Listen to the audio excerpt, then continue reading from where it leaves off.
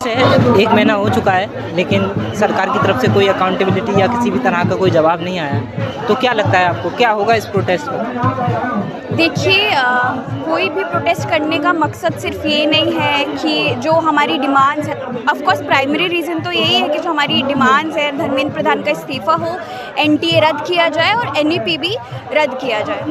लेकिन एनटीए भी रद्द किया जाए, एनईपी भी रद्द किया जाए, क्योंकि देखिए शुरुआत 2014 के बाद से हम देखते हैं कि जब से एनईपी आई थी 2020 में, उसी के बाद से बहुत सारी चीज़ें बदली।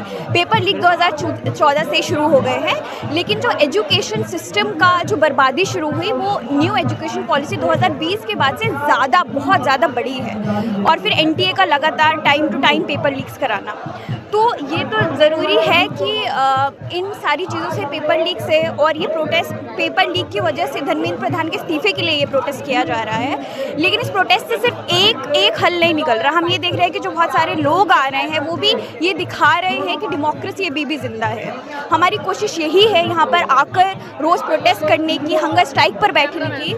लेकिन लोग सवाल करते हैं कि अभी ही पेपर लीक थोड़ी हो रहे हैं, और भी सरकारों में पेपर लीक हुए हैं, उसमें तो किसी ने कुछ नहीं कहा।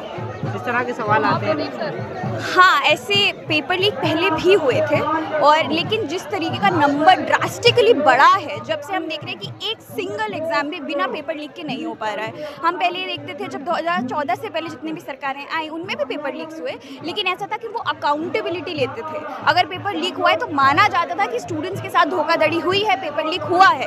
अब हम ये देख रहे हैं कि पेपर लीक हो जाते हैं, एजुकेशन सिस्टम बद से बदतर होता जा रहा है, और कोई अकाउंटेबिलिटी नहीं है, ये कोई कहने वाला नहीं है कि हाँ पेपर लीक हुआ है।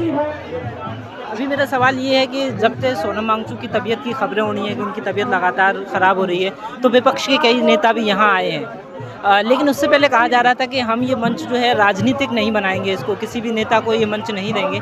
लेकिन अभी चीज़ें बदलती हुई नज़र आ रही हैं, तो इसका क्या कारण है?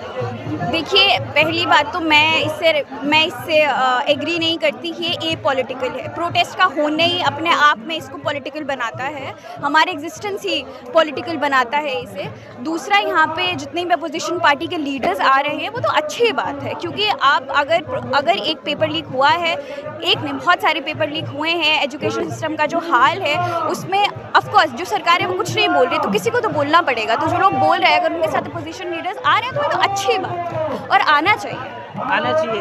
यानी कि प्रोटेस्ट में जनता पर दबाव, जब जनता दबाव बनाएगी तभी सरकार कोई फैसला लेगी। बिल्कुल बिल्कुल, जनता का दबाव बहुत ज़रूरी है, और ये प्रोटेस्ट ये दिखाता है कि आज भी जनता दबाव बनाने की कैपेबल है।